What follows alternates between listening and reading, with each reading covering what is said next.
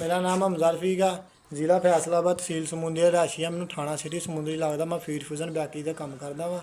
ਠੀਕ ਹੈ, ਦੂਸਰੀ ਸ਼ੋਪ 'ਤੇ ਮਾਲ ਲੈ ਕੇ ਗਿਆ 14/6 ਨੂੰ। ਠੀਕ ਹੈ ਜੀ, 1 ਤੋਂ 1:30 ਵਜੇ ਦਾ ਦੁਪਹਿਰ ਦਾ ਟਾਈਮ ਆ।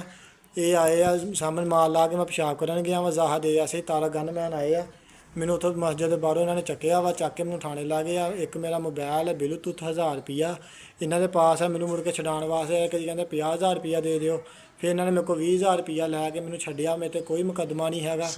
ਸਾਜ਼ਬਾਜ਼ ਹੋ ਗਏ, ਬੈਕੀਆਂ ਦੇ ਨਾਲ ਰਲ ਕੇ ਸਾਜ਼ਬਾਜ਼ ਹੋ ਗਏ ਆ। ਉਸ ਤੋਂ ਬਾਅਦ ਮੇਰੇ 'ਤੇ ਝੂਠੀਆਂ ਦਰਖਾਸਤਾਂ ਦਾ ਵਕੂਆ ਬਣਾਉਂਦੇ ਆ ਜੀ। ਤੋਂ ਸਾਲਸੀ ਬਣਿਆ, ਪੁੱਛੋ ਮਜ਼ਹਰ ਅਲੀ ਗੁੱਜਰ ਨੂੰ, ਤੁਸੀਂ ਮੇਰਾ ਰਿਸ਼ਤੇ 'ਚ ਲੱਗਦਾ ਕੀ ਆ?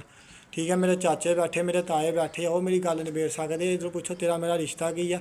10 ਸਾਲ ਤੋਂ ਸਾਡੀ ਮਰਨ ਜੀਣੇ ਨਾਲ ਖ਼ਤਮ ਹੈ। ਇਹ ਝੂਠੇ ਰਲ ਕੇ ਜ਼ਾਹਾ ਦੇ ਆਸੇ ਦਾ ਗੈਂਗਸਟਰ ਬਣਿਆ ਫਿਰਦਾ ਵਾ, ਲੋਕਾਂ ਦੇ ਝੂਠੇ ਪਰਚੇ ਕਰਾਉਂਦਾ ਵਾ।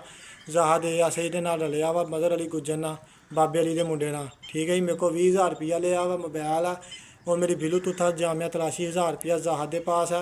ये बिल्ला झूठियाँ पड़िया बना के चाढ़न दिया वा। नैट ते साडी सुलह हो गई, ना मेरे सैन आ ना मेरे अंगूठे आ। मैं दरखास्तां भी दित्तियां गईयां, मैनूं इंसाफ की फौरी लोड़ आ।